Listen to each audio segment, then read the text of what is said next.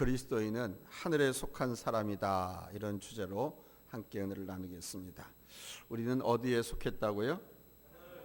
하늘입니다.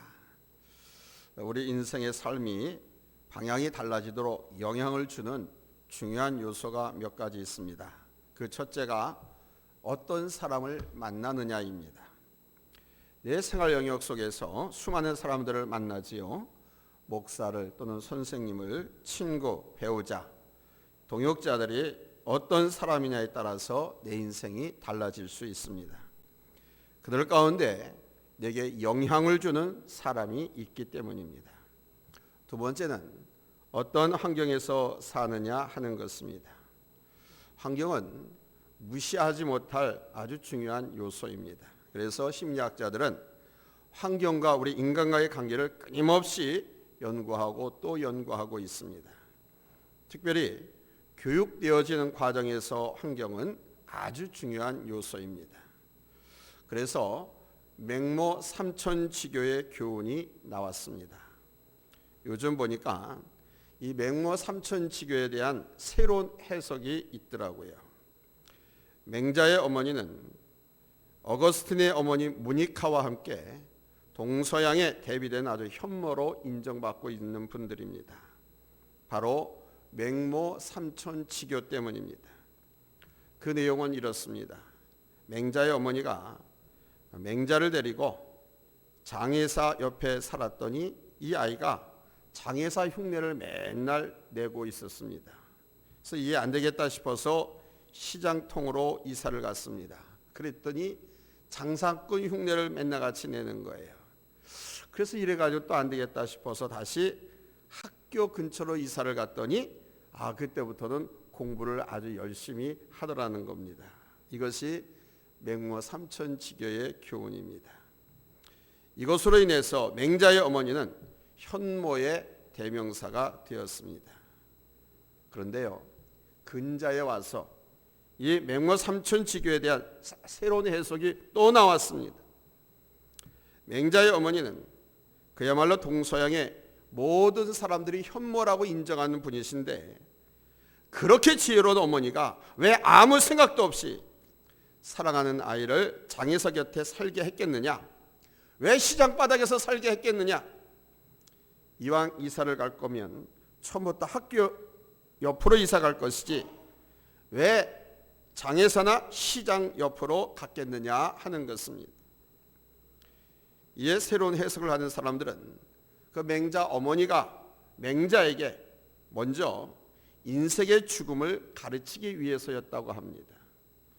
처음에 장애사 옆에 산 것은 매일 그 장애사를 통해서 이루어지는 장례식을 보면서 인생은 언젠간 저렇게 끝난다는 것, 이 끝난다는 사실을 가르치기 위함이었던 것입니다. 그 다음에 맹자를 데리고 시장바닥으로 이사간 것은 죽음을 알아야 생존의 현장에서 바르게 살 수 있다는 사실을 가르치려고 했다는 것입니다. 마지막으로 학교 옆으로 이사를 간 것은 생과 사를 분명히 아는 사람만 그 속에 참된 교육을 담을 수 있다는 사실을 가르치기 위함이었다는 것입니다. 여러분은 어떻게 생각하십니까? 어떤 환경이냐에 따라 사람의 일생은 달라질 수 있습니다. 그리고 그 환경을 교육적으로 적절히 잘 이용만 해도 훌륭한 교육이 될 수 있습니다. 세 번째는 소속의 문제입니다. 내가 어디에 소속되어 있느냐 하는 것입니다. 어느 공동체나 직장, 사업장, 어떤 가치를 두고 있는 곳이냐에 따라서 달라지게 되어 있죠. 예수님께 속한 자와 석가모니나 마호메트에게 속한 자의 인생이 같을 수는 없습니다. 이것은 내가 누구의 인도를 받고 어떤 가치를 따라 사느냐의 문제이기 때문에 인생 전체가 달라질 수 있는 아주 중요한 문제입니다. 여러분은 어디에 소속되어 있습니까? 첫째, 우리 예수님을 믿는 성도들은 예수님께 속한 사람들이라는 겁니다. 우리는 예수 그리스도를 보았고 만났고 또 그분의 인도와 가치에 따라 살아가면서 그분과 함께 하늘에 속한 사람들입니다. 우리 육신이 이 땅에 있지만, 그래서 이 땅에 속한 듯하지만 우리는 일생의 소중한 그리스도를 만났고 이제 그분과 함께 다시 살림을 받은 사람들입니다. 그래서 오늘 본문에서 말씀합니다. 그러므로 너희가 그리스도와 함께 다시 살리심을 받았으면, 이렇게. 예수님께서 십자가에 못 박힐 때 우리도 못 박혔습니다. 그리고 예수님께서 부활하실 때 우리도 다시 부활했습니다. 나를 만드신 하나님이 그렇다라고 말씀하셨습니다. 그래서 예수님의 사람으로 다시 살아났고 이제 내 안에 예수님께서 사신다고 합니다. 내가 그리스도 예수 안에서 살고 있습니다. 그래서 우리는 예수님께 속한 사람들인 것입니다. 사도 바울이 그렇게 고백하지 않습니까? 갈라디아서 2장 20절에서 내가 그리스도와 함께 십자가에 못 박혔나니 그런즉 이제는 내가 사는 것이 아니요 오직 내 안에 그리스도께서 사시는 것이라. 이제 내가 육체 가운데 사는 것은 나를 사랑하사 나를 위하여 자기 자신을 버리신 하나님의 아들을 믿는 믿음 안에서 사는 것이라. 그리고 이렇게도 말씀했습니다. 1절에 그리스도께서 하나님 우편에 앉아 계시느니라. 여러분, 우리 예수님께서 하나님 보좌 우편에 하나님 나라에 계시다고 합니다. 그렇다면 우리는 예수님께 속한 사람이니까 하늘에 속한 사람이 맞지요? 우리의 시민권은 저 하늘에 있는 줄로 믿습니다. 이것을 분명히 해야 합니다. 내가 어디에 소속되어 있느냐를 아는 것은 정체성의 문제입니다. 이것을 모르면 우주 미아가 됩니다. 지금 저 미국에는 수많은 한국인들이 살고 있습니다. 미국에서 10년 단위로 인구 조사를 하는데 미국 인구 센서스국의 조사에 의하면 2000년도엔 우리 한국 사람들이 107만 명이었었는데 작년 2021년도 통계에 의하면 시민권자, 영주권자, 일반 체류를 다 포함해서 약 250만 명 정도, 여기에다 불법 체류자 한 50만 명을 포함하면 약 300만 명 정도가 미국 땅에서 살고 있다고 합니다. 그런데요, 이들 가운데 2세와 3세로 이어진 사람들 가운데는 한국인도 아니고 미국인도 아닌 사람들이 많이 있습니다. 이 사람들은요, 영어는 하지만 피부와 인종은 우리 아시아인입니다. 그렇다고 한국말을 잘하느냐? 아예 못하는 사람들도 많습니다. 그래서 미국에 살고는 있지만은 백인들의 세계에도 속하지 못하고 한국인의 세계에도 속하지 못하고 그냥 어정쩡한 사람들이 참 많이 있습니다. 한국인으로서의 정체성도 없고 그렇다고 백인이 될 수 있는 것도 아니고 국제 미아가 된 사람들입니다. 자기 정체성을 잃어버린 사람들. 미국 대학 입시에서 에세이 부분에서 최우수자로 뽑힌 우리 한국계 미국 학생이 쓴 할머니와 함께한 김장이라고 하는 에세이가 있습니다. 이 사람 미국에서 태어나 미국 사람으로 자라면서 미국 명문 사립학교에 들어가서 공부도 꽤 잘했습니다. 그 학생은 당연히 자기는 미국인이라고 생각했습니다. 그러나 자라는 과정에서 피부가 흑인 정도 아니고 백인 정도 아니에요. 생김새가 달라요. 미국인하고. 그러니까 자기 정체성에 혼란이 오기 시작했습니다. 백인 아이들의 차별도 조금씩 느끼기 시작했습니다. 그러다가 어느 날 자기 집에 한국에서 다니러 오신 할머니가 김장하는 모습을 보고 자기도 그 김장 담그는데 같이 참여했습니다. 할머니와 같이 김장을 담그면서 자기 정체성을 이 학생이 찾게 되었다는 그런 내용입니다. 어디서든 자기의 정체성을 아는 것이 얼마나 중요한지 모릅니다. 하나님 앞에서도 마찬가지입니다. 아니, 하나님 앞에서는 아예 중간 지대는 없습니다. 하나님 앞에서는 항상 하늘나라에 속한 자들만 있을 뿐입니다. 우리가 이것을 분명히 알아야 하고 이것을 분명히 해야 합니다. 우리의 시민권은 어디에 있다? 저 하늘에 있다. 우리는 누구에게 속한 사람들이다? 예수님께. 할렐루야. 그래서 두 번째 대지입니다. 우리는 하늘에 속한 자의 삶을 살아야 한다는 것입니다. 오늘 말씀은 예수님과 함께 다시 살리심을 입은 사람은 예수님께 속한 사람으로서 삶의 모습과 방법을 말씀해 주고 있습니다.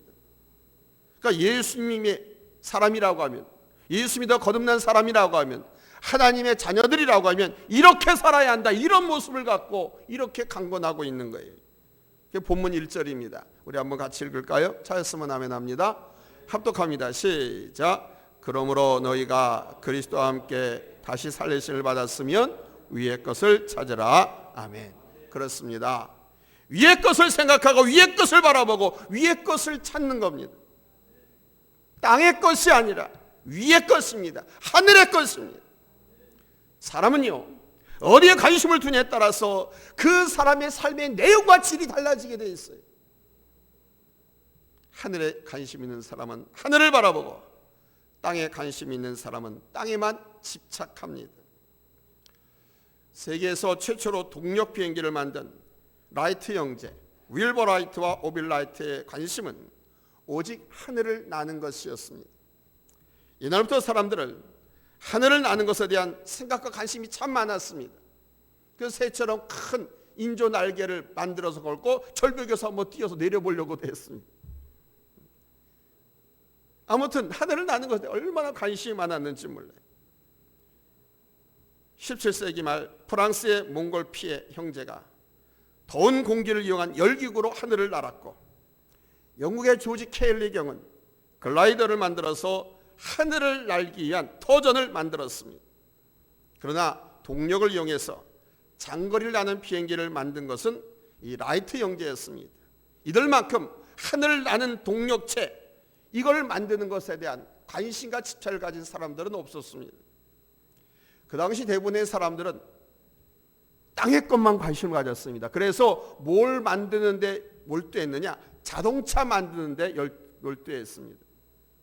그러나 이 라이트 형제는 자나깨나 하늘을 나는 것에 대한 관심을 가진 결과 1903년 12월 17일 인류 최초로 하늘을 나는 비행기에 성공하게 되었습니다. 영적으로 한번 생각해 봅시다. 하늘의 것, 하나님 나라의 것을 생각하고 그것을 바라보며 찾는 사람은 세상 다른 사람들과는 다른 삶을 살지 않겠습니까? 그래서 안디옥 교회에서 예수 믿는 사람들을 그리스도인이라고 불렀던 것입니다. 이 안디옥 교회 성도들은 믿지 않는 서양 사람들과 믿음 없는 다른 사람들과는 다른 삶을 살았기 때문에 그들을 그리스도인이라고 불렀습니다. 그래서 성경은 위의 것을 생각하고 위의 것을 찾으라고 권면하는 것입니다. 오늘 본문에 이어지는 땅의 것들을 살펴보면 분명히 다릅니다. 이 땅의 것들은 우리하고 아주 친숙한 것들이에요. 같이 한번 읽어볼까요? 본문 5절 그리고 본문 8절로 9절입니다. 5절 찾았으면 우리 아멘 합니다. 합독합니다. 시작. 그러므로 땅에 있는 지체를 죽이라.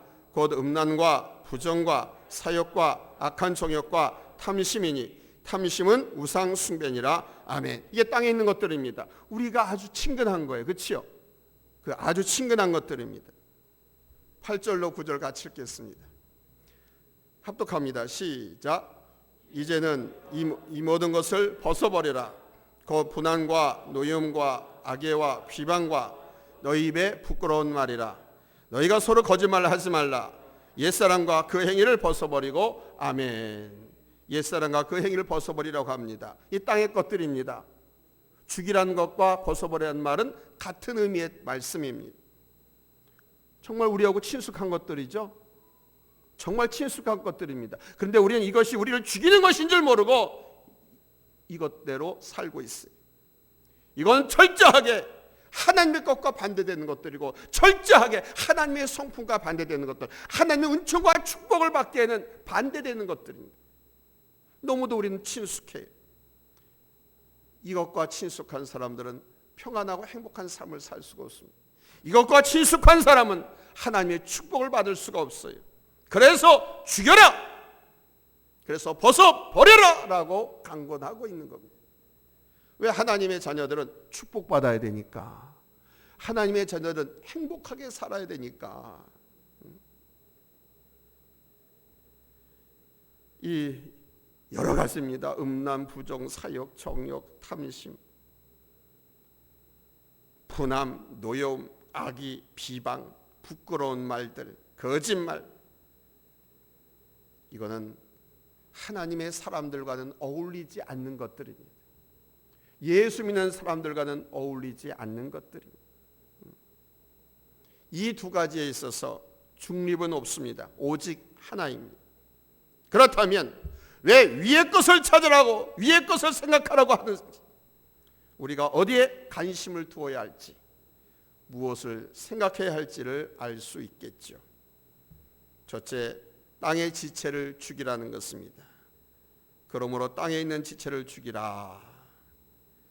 땅의 것과 하늘은 이 차이만큼 서로 어울릴 수가 없는 거예요. 하늘, 땅, 서로 어울릴 수 없는 것들입니다. 그러니까 하나님의 자녀들에게는 어울릴 수 없는 것들인데, 사탄 마귀란 놈이 우리를 끼어서 이걸 그냥 달고 사게 만들어. 위의 것을 찾는 삶을 위해서 우리는 이 땅의 것들을 죽여야 할 줄로 믿습니다. 그 첫째가 육신의 정욕입니다. 육신의 정욕을 죽이라는 것입니다. 구체적으로 육신의 정욕이 뭡니까? 음란, 부정, 사욕, 악한 정욕입니다. 두 번째는 물질적 욕심입니다. 이 탐심으로 인해서 사람들이 시험에 들고 무너지는 거예요. 세 번째는 마귀적 성품입니다. 뭐가 악마적 성품이냐? 바로 분한 것, 화내는, 노여움, 그리고 악의로 인해 파생되는 회방, 부끄러운 말, 거짓말, 이와 유사한 기타 등등은 마귀적 속성입니다. 이러한 것들이 바로 땅의 지체들입니다. 물과 기름과 같은 거예요. 하늘과 땅 동서가 먼 것처럼 서로 어울릴 수 없는 겁니다. 그런데 하나님 믿는다고 하면서, 예수님께 속했다고 하면서 왜 성도들이, 교회 다니는 사람들이 이것들을 가까이 하고 살까요? 그래서 이것들은 서로 충돌하고 거슬린다고 말씀합니다. 갈라디아서 5장 17절 말씀입니다. 육체의 소욕은 성령을 거스르고 성령은 육체를 거스르나니 이들이 서로 대적함으로 너희가 원하는 것을 하지 못하게 하려 함이니라. 때문에 둘 중에 하나를 죽여야 하겠죠. 그러나 이것은 단번에 죽일 수 있는 것이 아닙니다. 내 정욕을 십자가에 못 박았다고 그것이 완전히 없어지느냐? 그렇지 않습니다. 성령 충만 받았다고 삐빠빨룰라 펩시콜라 코카콜라 하는 사람이 거짓말을 입에 달고 삽니다. 변했다고 하는데 또 거짓말을 입에 달고 삽니다. 또 원망과 불평을 안달을 입에 달고 삽니다. 한꺼번에 단번에 될 수 있는 것이 아닙니다. 이제 우리가 얼마나 많이 회개하고 종이 쪽지에다가 뭐 크고 작은 내재를 다 써가지고 십자가도 못 받고 불로 태워서 없애고 뭐 그런 일 많이 했었잖아요. 그런데도 여전히 이 땅의 것, 이것이 살아나서 흉측한 모습을 보일 때가 한두 번이 아닌 겁니다. 우리가 위의 것을 생각하고 성령 충만해도 이 내 안에 있는 이 땅의 지체들은 사실 내면 깊숙이 살아남아 있습니다. 마치 아무리 맑은 호수물이라고 해도 그 호수 밑바닥에 찌꺼기들이 있어요. 그래서 태풍이 일거나 호수 밑바닥을 한번 청소하면은 그 찌꺼기들이 얼마나 많이 떠오르는지 모릅니다. 우리 강이나 이런 데도 준설할 때 보면은 막 흙탕물 온갖 찌꺼기 다 올라오잖아요. 처음 눈에는 깨끗해 보입니다. 겉으로 보이는 것은 깨끗해 보입니다. 그러나 이 육신의 지체, 땅의 지체는 내면 깊숙이 자리 잡고 있습니다. 그래서 어느 한순간 그 찌꺼기가 수면 위로 떠오르듯이 정욕이 일어나고 화가 일어나고 도심이 일어나고 시기심과 미움, 분노가 솟구쳐 오르는 것입니다. 이러한 것을 어떻게 죽일 수 있겠습니까? 그럼에도 죽이라고 하는 것은 그만큼 이것을 강하게 누르고 컨트롤해야 한다는 것입니다. 그 방법은 날마다 죽는 것입니다. 단번에 될 수가 없어요. 그래서 날마다 죽는 거예요. 사도 바울이 나는 날마다 죽노라, 나는 날마다 죽노라고 말하는 것이 바로 이것을 두고 하는 말입니다. 한 번에 안 되기 때문에 매일같이 자기를 죽여요. 매일같이 자기를 십자가에 못 박아서 죽여요. 이 죽는 것에 대한 다른 표현을 오늘 본문에서 또 말씀하고 있습니다. 바로 벗어버리라는 겁니다. Take off, 벗어버리라. 옛사람과 그 행위를 벗어버리고, 벗어버리라고 하는 말은 낡은 옷, 더러운 옷, 더 이상 입을 수 없는 옷을 벗어 던지듯이 버려라 라는 것입니다. 나 자신을 찢으면서 날마다 하나님 말씀으로 나를 씻으면서 매일 내 속에서 벗어내야 한다는 것입니다. 땀차고 먼지 더러운 때 묻은 옷을 벗어버리듯이 버리라는 것입니다. 매일같이. 두 번째는 새 옷을 입듯이 위의 것을 입어야 합니다. 하나님 나라에 속한 우리들은 예수 그리스도를 옷 입어야 됩니다. 예수 그리스도를 옷 입지 아니하면 쫓겨납니다. 즉 예수 그리스도의 옷이라고 하는 것은 예수님의 성품을 우리가 갖춰야 한다는 겁니다. 예수님의 성품은 하나님의 성품인데 이 하나님의 성품을 갖춰야 저 천국에 하나님 앞에 올라갈 수가 있습니다. 우리가 거룩하고 사랑받는 사람이라면 그러한 삶을 살아야 합니다. 그것이 바로 이러한 것입니다. 갈라디아서 3장 12절입니다. 그리스도의 성품, 하나님의 옷, 그리스도의 옷이란 뭐냐? 고린도전서 3장 12절 우리 한번 같이 읽겠습니다. 골로새서 시작. 그러므로 너희는 하나님이 택하사 거룩하고 사랑받는 자처럼 긍휼과 자비와 겸손과 온유와 오래 참음을 옷 입고 아멘. 앞서 말씀드린 대로 누구의 성품이라고요? 누구의 성품이라고요? 예수님의 성품입니다. 하나님의 성품입니다. 이것을 옷 입으면 갖추면 우리가 예수 안에서 사는 거예요. 추한 옷을 벗었다면 이제 새 옷으로 입어야 되겠죠. 그리고 움직여야 합니다. 그럴 때 좋은 기분으로 더 힘을 내서 일할 수가 있습니다. 저는 새 옷을 입는 기분을 느끼는 것을 좋아합니다. 근데 여러분 보시기에 저는 몇 년이 가도 똑같은 슈트를 입습니다. 넥타이도 20년째 같은 넥타이를 메고 있습니다. 근데 저는 새 옷을 좋아합니다. 제가 말하는 새 옷은 세탁해서 깨끗해진 옷을 말하는 겁니다. 몇 번 입었다고 해도 잘 보관하면 새 옷같이 입을 수 있는 그런 옷을 말합니다. 이렇게 세탁해서 좋은 옷을 입고 나가면 움직일 때 기분도 좋습니다. 왠지 자신감도 있습니다. 우리가 영적으로 그리스도로 옷 입고 예수님의 성품을 가지고 살아간다면 더 힘있게 확신 가운데서 살아갈 수 있다는 말씀입니다. 정말 하나님께서 나와 함께 하시고 사랑하신다는 것을 느끼면서 살아갈 수 있습니다. 내가 기도하면 하나님 내 기도한 대로 다 해주신다고 하는 것을 확신하면서 살아갈 수가 있습니다. 어딘지 모르게 저런 자신감이 어디서 나오는지 남들은 몰라요. 성령의 소욕이 육신의 소욕을 거스르도록 성령의 소욕이 우리 속에 육신의 소욕을 씻어내고 벗어버리게 기도와 말씀, 예배와 섬김의 삶을 통해서 나를 깨우고 내가 성령 안에서 충만하게 살아가는 것입니다. 그것은 예수 그리스도의 옷을 입는 거예요.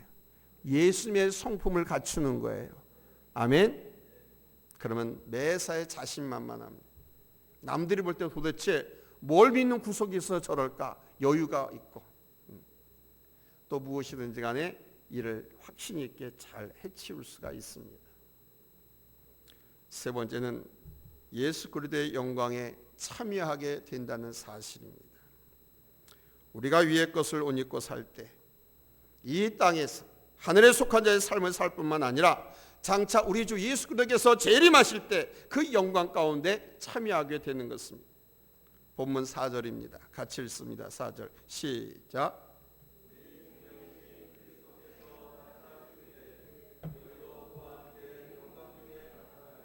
아멘. 이게 사실 믿는 자들의 최종적인 소망입니다. 신앙생활 잘했어요. 헌신도 충성도 봉사도 섬기도 잘했어요. 근데 우리 주님 재림하실 때 그 앞에 우리가 나아갈 수 없다고 하면, 영광 중에 나갈 수 없다고 하면, 기쁨으로 주님을 맞이할 수 없다고 하면, 그간의 신앙생활, 기도생활, 섬김, 봉사, 충성 다 가짜 아닙니까? 우리의 최종적인 소망은 주님 이 땅에 다시 재림하실 때 그분 앞에 영광 중에 나아갈 수 있어야 됩니다. 그러나 이 영광에 참여할 사람들은 극히 제한적입니다. 제한적이라고 해서 이단과 사이비한 자들이 말하는 요한계시록에서 나오는 14만 4천 명을 말하는 것이 아닙니다. 이 14만 4천 명은 제한적인 숫자를 말하는 것이 아니고 구원받은 성도의 숫자를 이렇게 상징적으로 말하는 거예요. 이 땅에서 그리스도로 위의 것으로 옷 입고 준비된 사람들을 14만 4천 명이라고 지칭한 겁니다. 상징적인 수입니다. 주님께서 혼인잔치 비유를 말하실 때 잔치자리에 예복을 입지 않고 있는 한 사람이 있어서 그를 내어 쫓으라고 하잖아요. 여러분 그 말씀 기억하시죠? 그게 바로 예수 그리스도로 옷 입지 않으면 쫓겨남을 당하는 겁니다. 그리고 말씀하셨습니다. 마태복음 20장 14절에서 청함을 받은 자는 많되 택함을 받은 자는 적으니라. 교회에 나오는 사람들을 만나도 택함 받아서 구원받는 사람은 많지 않다는 겁니다. 알곡과 죽정이가 있듯이 갈라지는 거예요. 그것이 어떤 옷이겠습니까? 바로 위의 것으로 옷 입은 사람들을 의미합니다. 곧 하늘에 속한 자입니다. 이것이 우리 하나님의 약속입니다. 사랑하는 성도 여러분, 부활신앙이란 바로 그런 거예요. 부활신앙이란 먼 미래의 부활을 기다리는 것뿐만 아니라 오늘 내가 죽고 오늘 내가 주님과 함께 다시 사는 겁니다. 땅의 지체를 죽임으로 예수님으로 옷 입고 예수님께 속하고 그 삶의 능력을 누리는 거예요. 그리고 우리 주님 다시 이 땅에 재림하실 때 그 영광 가운데 참여하는 것입니다. 우리는 예수 그리스도께 우리는 하늘에 속한 사람들인 줄로 믿습니다. 하늘에 속한 사람으로서 이제 우리의 관심을 이 땅에만 두지 말고 위의 것에 둠으로써 하늘의 능력과 하나님께서 우리를 위해서 예비하신 귀한 축복들을 마음껏 누리고 사는 귀한 성도들이 되시기를 예수님의 이름으로 축원합니다. 할렐루야. 사모하는 자, 갈망하는 자, 믿는 자만이 하나님께서 우리를 위해서 예비하신 축복이 있다는 것을 알게 되고 그 축복을 받아 누릴 자격이 있는 것입니다. 믿음으로 보시고 믿음으로 받으시고 믿음으로 누리시기를 다시 한번 예수님의 이름으로 축원합니다. 기도하겠습니다.